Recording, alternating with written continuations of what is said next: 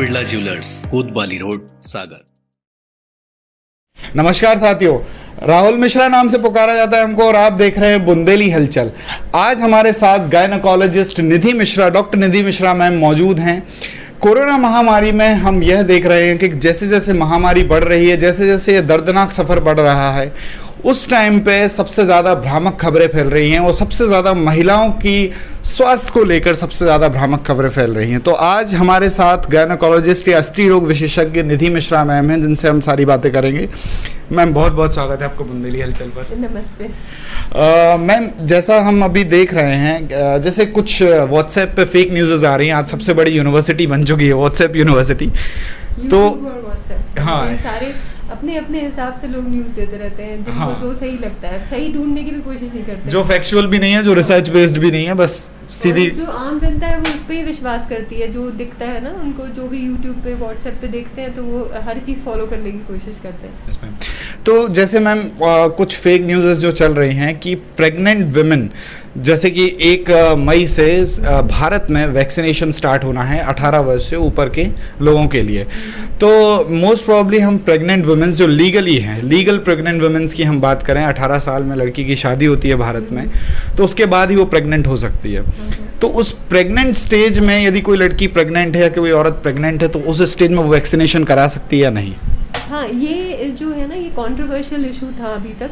इसके पहले तक जो ICMR की अभी फरवरी तक जो गाइडलाइंस थी, तो उसमें प्रेग्नेंट और लैक्टेटिंग मदर्स को, मतलब जो ब्रेस्ट फीड करा रही हैं और प्रेग्नेंट mother's हैं या जो प्रेगनेंसी प्लान कर रही हैं, उनको मना कर रहे थे वो वैक्सीन लगाने के लिए। इसलिए क्योंकि इस वैक्सीन को इतनी जल्दी में बनाया गया है, इसकी कुछ स्टडीज़ नहीं हुई हैं प्रेग्नेंट फीमेल्स पे। पर अभी जो दूसरी कंट्रीज़ हैं, जैसे USA, UK वगैरह में, उन्होंने प्रेग्नेंट वीमेन को और ब्रेस्ट फीडिंग वीमेन को अपने यहाँ लगा दी है वैक्सीन।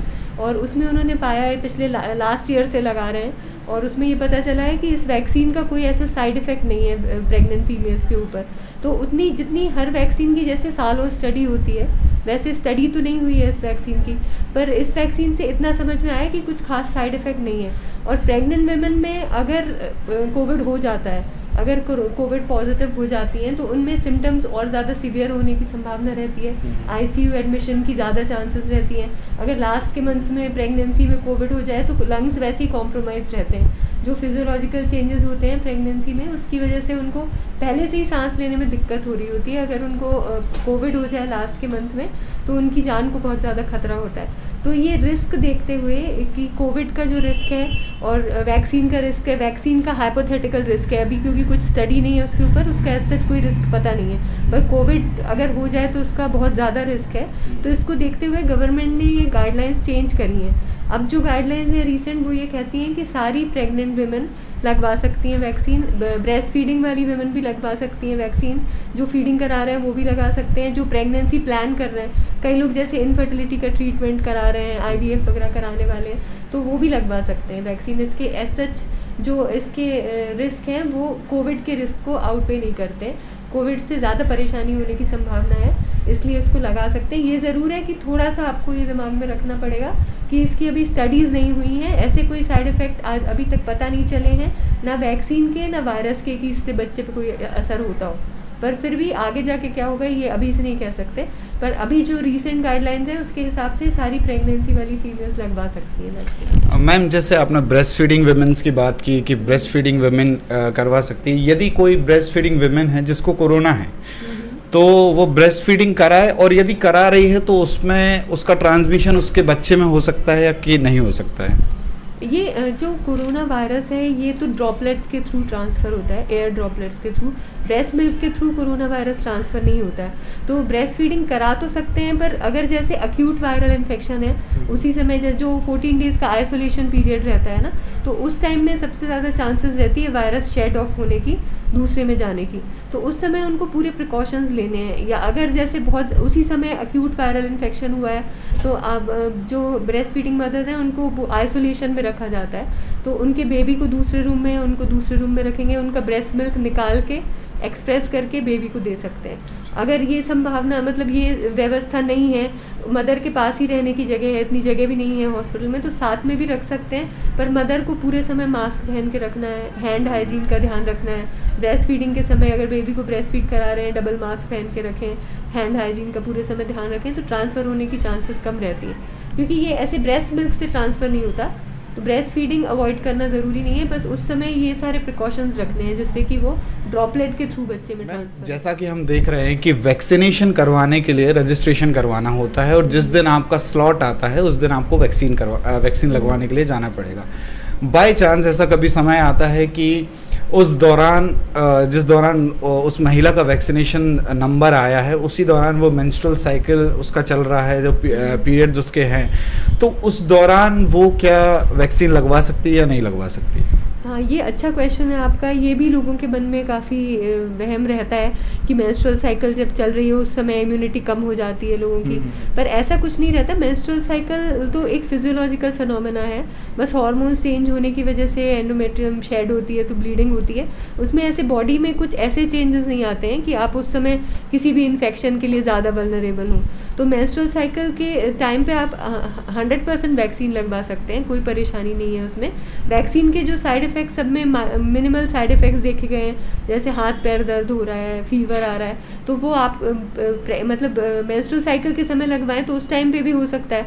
उस समय ऑलरेडी लोगों को पेन हो रहे होते हैं, हाथ पैर दर्द हो रहे होते हैं, होता है, और वैक्सीन के बाद भी हो रहा है, कोरोना के टाइम पे भी यही तो वो सेम सिम्टम्स होते हैं, तो ऐसे कुछ ज़्यादा सीवियर सिम्टम्स होने की संभावना नहीं है। मेंस्ट्रुएटिंग वुमेन लगवा सकती हैं वैक्सीन। मैम, मेंस्ट्रुअल साइकिल में हमने एक समस्या और देखी है जिसको बोलते हैं एंडोमेट्रियोसिस। उसमें एक्यूट पेन भी रहता है विमेंस में, और बहुत सारी प्रॉब्लम्स भी होती हैं। कहीं कहीं मैंने जितना मैं जानता हूँ पढ़ा है कि इम्यूनिटी भी डाउन होती है उसमें थोड़ी बहुत। मतलब मैं इस पर 100% श्योर नहीं हूँ, आप ही बताइएगा। बट इस दौरान भी कुछ महिलाएं यदि वैक्सीनेशन के नंबर पे आती हैं तो वो वैक्सीन लगवा सकती हैं या नहीं लगवा सकती हैं? नहीं, एंडोमेट्रियोसिस में भी वैक्सीन लगवा सकते हैं। एंडोमेट्रियोसिस में जो एंडोमेट्रियम रहती है यूट्रस के अंदर की, वो जाके मतलब यूट्रस के आसपास ट्यूब्स ओवरीज वगैरह में सेटल हो जाती है, तो पीरियड्स के समय बहुत सीवियर पेन होने की चांसेस रहती है, पर उससे कुछ इसका भी कोई कनेक्शन नहीं है वैक्सीन का। वैक्सीन लगवा सकते हैं उसमें, जैसे मैंने पहले बोला था कि मेंस्ट्रुअल पीरियड के टाइम वैसे ही हाथ पैर दर्द वगैरह होते हैं, वैक्सीन से भी वैसे ही साइड इफ़ेक्ट्स होते हैं। बाकी उसका यूट्रस के ऊपर, एंडोमेट्रियोसिस के ऊपर, किसी भी चीज़ के ऊपर कोई इफेक्ट नहीं होता, तो ये लोग वैक्सीन 100% लगवा सकते हैं। मैम, आजकल विमेंस में एक समस्या हमने देखी है, एक नई बीमारी तो नहीं कहनी चाहिए, लेकिन लार्जली अब ज़्यादा आज की विमेंस में फैल रही है, जिसको बोलते हैं PCOS and PCOD, polycystic ovary syndrome and polycystic ovary disorder. तो इस जो रोग से ग्रसित महिलाएं हैं वो वैक्सीनेशन में भाग ले सकती हैं या नहीं? हाँ बिल्कुल, ये सारे जो गायनिक के रोग हैं ये कुछ भी ऐसे नहीं है जिसमें इम्यूनिटी कम हो रही हो, है ना। तो ये जो पॉलीसिस्टिक ओवरी सिंड्रोम है ये आजकल की लाइफस्टाइल चेंजेस की वजह से होता है, मैक्सिमम टीनेज गर्ल्स में होता है, बिकॉज सेडेंट्री लाइफस्टाइल रहती है। अगर डाइट एक्सरसाइज प्रॉपर फॉलो करें तो पॉलीसिस्टिक ओवरीज होने की चांसेस कम रहती हैं। तो एक तो मैं सबसे पहले यही सजेशन देना चाहूँगी सारी टीनेज गर्ल्स को कि फिजिकल एक्टिविटी का 100% ध्यान रखें, रोज़ थोड़ी एक्सरसाइज करनी है। सिर्फ टेलीविज़न कंप्यूटर वगैरह पे बैठे रहते हैं ना आजकल, वैसे भी वर्क फ्रॉम होम हो रहा है ये सब कुछ, तो लोगों की एक्सरसाइज बहुत कम हो गई है। उसकी वजह से उनकी लाइफस्टाइल जो एकदम से चेंज होती है, हार्मोन्स चेंज होते हैं, उसकी वजह से पॉलीसिस्टिक ओवरीज होती हैं। और ये सही कह रहे हैं आप कि ये अभी आजकल के समय में बहुत ज़्यादा, मेरे पास बहुत मैक्सिमम जो गर्ल्स हैं, वो गर्ल्स और अर्ली यंग एज की जो लेडीज़ हैं वो पॉलीसिस्टिक ओवरीज के सिम्टम्स के साथ में ही आते हैं। तो इसका फर्स्ट ट्रीटमेंट होता है लाइफस्टाइल चेंज। आप अपना एक्सरसाइज प्रॉपर करें और डाइट प्रॉपर रखें तो ये पॉलीसिस्टिक ओवरीज होने की चांसेस नहीं रहेगी। अगेन इसका इम्यूनिटी से कोई कनेक्शन नहीं है, तो इसमें वैक्सीन लगवा सकते हैं पॉलीसिस्टिक ओवरीज में।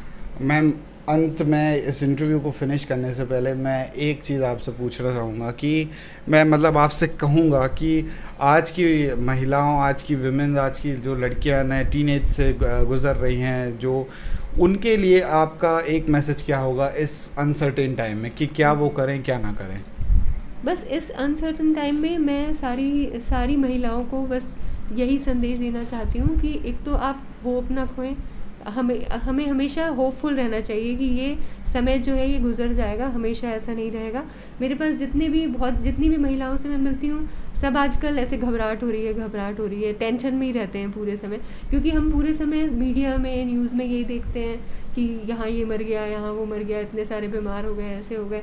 आसपास में बात करते हैं तो आसपास में भी ऐसी न्यूज़ मिलती है, तो लोग घबराए हुए रहते हैं। स्पेशली प्रेगनेंसी में वैसे ही जो वुमेन का मेंटल वो रहता है, थोड़ा सा इमोशनल डिस्टर्बेंसेस रहते हैं, तो उसकी वजह से उनको घबराहट का बहुत ज़्यादा प्रॉब्लम रहती है, नींद नहीं आ रही, घबराहट हो रही है, टेंशन हो रहा है। और ये वाला जो समय है, अभी वैसे भी वायरल इन्फेक्शंस का समय है, तो सर्दी खांसी ऑलमोस्ट सबको हो रही है, तो ज़रा सा किसी को सर्दी खांसी हुई तो वो घबराहट होने लगती है, उनको जाके हॉस्पिटल में खड़े हो जाते हैं, हमें एडमिट कर लीजिए। तो ये सब हमें थोड़ा ख्याल रखना है। बस मेन अभी प्रेगनेंसी में भी जो प्रेग्नेंट वाली लेडीज़ हैं उनको और ज़्यादा ध्यान रखना है सोशल डिस्टेंसिंग का। बाहर कहीं नहीं जाएं आप शॉपिंग वगैरह करने, बाहर खाने पीने नहीं जाएं, घर में रहें। अभी तो लॉकडाउन ही है मैम, क्या जाएगा। अब आपको लग रहा है ऐसा लॉकडाउन है, पर मुझे घूमते हुए लोग दिखते हैं, इसीलिए मैं बोल रही हूँ बेवजह ना घूमें। हाँ, बेवजह ना घूमे, मतलब आपको सही में कोई प्रॉब्लम है, जैसे हॉस्पिटल्स में भी आते हैं ना पेशेंट्स, सिर्फ इमरजेंसी आए तो वो ठीक है, पर वो ऐसे जिनको बहुत दिनों से कोई प्रॉब्लम हो वो भी दिखाने आ जाते हैं। वो इनको पुलिस वालों को तो वो पेपर से समझ में नहीं आता ना, तो दे शो द प्रिस्क्रिप्शन कि हम तो डॉक्टर को दिखाने जा रहे हैं, तो वो जाने देंगे, पर उनको क्या बीमारी हो रही है ये नहीं पता। अब उनको 2 साल से सिर में दर्द हो रहा है, उसके लिए अभी चेक कराने की क्या ज़रूरत है। तो इस अनसर्टेन टाइम में जहाँ पे निकलना, ये हमारी जिम्मेदारी नहीं है, ये हर इंसान की जिम्मेदारी है कि आप बाहर निकलने के पहले सोचें कि ज़रूरी है कि नहीं है। अगर ज़रूरी हो तभी निकलें, अगर ज़रूरी नहीं हो तो आप कोशिश करें कि अभी ना निकलें थोड़े दिन, क्योंकि सबसे ज़्यादा बेस्ट सोशल डिस्टेंसिंग ही है इसको प्रिवेंट करने के लिए। और दूसरे मास्क लगाना बहुत ज़रूरी है, ये स्पेशली हमारे रूरल पॉपुलेशन को समझाना बहुत ज़रूरी है, क्योंकि ये अभी भी मेरे सामने अंदर आके बैठती हैं, ऐसे महिलाएं कहती घबराहट हो रही है, मास्क उतार देते हैं, बिकॉज उनकी हैबिट नहीं है ना मास्क लगाने की। तो उनको इससे क्या इंपॉर्टेंट है, इससे क्या बचेगा ये बताने का। अभी तो तुम्हें घबराहट हो रही है, फिर तुम एडमिट हो जाओगी ऑक्सीजन लगा के, तो ज़्यादा प्रॉब्लम होगी, तो मास्क लगाना इसलिए ज़रूरी है। तो ये अवेयरनेस हम नहीं फैला सकते हैं। तो मेरे हिसाब से जो भी लेडीज़ हैं, एक तो टीनेज गर्ल्स का मैंने अभी बोला ही था, जो टीनेज गर्ल्स हैं जो घर में अभी जैसे कह रहे हैं ना घर में कैद होके रह गए हैं, लोग बाहर नहीं निकल पाते, तो उनको अपनी लाइफस्टाइल सुधारनी है, घर में भी एक्सरसाइज करनी है। घर में भी हम एक्सरसाइज कर सकते हैं, प्रॉपर डाइट ले सकते हैं, डाइट और एक्सरसाइज का ध्यान रखेंगे तो इम्यूनिटी अच्छी रहेगी। फिर दूसरा हमें सोशल डिस्टेंसिंग का ध्यान रखना है, हैंड हाइजीन, मास्क, इस सब का ध्यान रखना है, जिससे कि हम ये कोरोना से बचे रह सकें। और दूसरे, अगर ज़रा से भी किसी को सिम्टम्स हो रहे हैं तो उसको टालना नहीं है। जैसे आपको सर्दी खांसी नॉर्मली होती है, ठीक है, पर अभी इस मौसम में अगर आपको कुछ भी सिम्टम्स हो रहे हैं, तुरंत अपना टेस्ट करवाना है। अगर हम टेस्ट करवाने में डिले करेंगे, ट्रीटमेंट स्टार्ट करने में डिले करेंगे, तो हॉस्पिटलाइजेशन की संभावना बढ़ जाती है। जैसे लोग ये आजकल मैंने ऐसा देखा है, लोग ऐसा करते हैं कि अभी ये ऐसा ना हो कि हमें ये कोविड पॉजिटिव निकला है तो इसलिए टेस्ट ही नहीं करवाते हैं, वो तो टालते रहते हैं। सर्दी खांसी 3-4 दिन तक टाली, फिर जब ज़्यादा सीरियस हो गए, SpO2 कम होने लगा, तब टेस्ट कराया, तो फिर सीधे हॉस्पिटल में ही एडमिट होना पड़ता है। तो अगर पहले ही टेस्ट करवा लें, और उसकी वैसे भी रिपोर्ट 72 आवर्स बाद आती है RT-PCR की, तो आप पहले ही टेस्ट करवा लें, आपको जल्दी पता चल जाएगा, जल्दी ट्रीटमेंट शुरू हो जाएगा, तो आपको ज़्यादा सीरियस सिम्टम होने की संभावना नहीं है और हॉस्पिटल में एडमिट होने की नौबत नहीं आएगी जहाँ तक। चलिए, थे हमारे साथ डॉक्टर निधि मिश्रा मैम। मैं भी एक सजेशन आप सभी को देना चाहूँगा कि महिलाओं की सुरक्षा, महिलाओं के स्वास्थ्य संबंधी सुरक्षाओं के लिए कोई भी व्हाट्सएप पर यदि जोक आए या व्हाट्सएप पर कोई भी खबर आए तो उसको एक बार डॉक्टर से कंसल्ट ज़रूर करें। आजकल की इस जनरेशन में ये देखा जा रहा है कि सारे लोग व्हाट्सएप और ज़्यादा से ज़्यादा यूट्यूब, एक सबसे बड़ा डॉक्टर जो आज हमारे बीच में बैठा है वो यूट्यूब है। यूट्यूब हमें सब कुछ सिखा देता है और इतना गलत सिखा देता है कि हम पैनिक कर जाते हैं। तो डॉक्टर से कंसल्ट पहले कर लें, उसके बाद आप ज़्यादा चीज़ें देखें। धन्यवाद।